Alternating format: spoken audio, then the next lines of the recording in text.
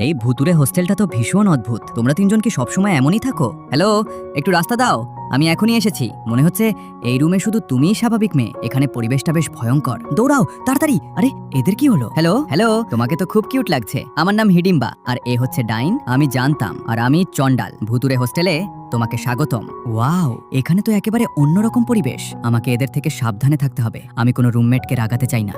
যারা Gothic style পছন্দ করে তারা একদমই পছন্দ করে না যখন কেউ তাদের অদ্ভুত বলে বা এক দৃষ্টিতে তাকিয়ে থাকে। আমি অভদ্রভাবে তাকাইনি। সত্যি বলতে তোমাকে খুব ইউনিক লেগেছে। আর ললিটা ফ্যাশন পছন্দ করা মেয়েরাও চায় না কেউ তাদের পোশাক নিয়ে মজা করুক বা তাদের বোকা ভাবুক। শেষ পর্যন্ত সাজগোজ করার অধিকার তো সবারই আছে। কি হয়েছে সিয়া? আমি কখনো নকল জিনিস কিনি না। সিনেমা আর সিরিজও সবসময় আসলভাবেই দেখি। তিনা, তোমার হানফু পোশাকটা তোমার উপর খুব সুন্দর লাগছে। আমিও সবসময় এটা পরতে চেয়েছি। তুমি খুব বেশি অস্বস্তি বোধ করছো। আমরা সবাই সাধারণ মেয়েই, শুধু আমাদের পছন্দগুলো আলাদা। এত ভয় পাওয়ার বা সাবধানে থাকার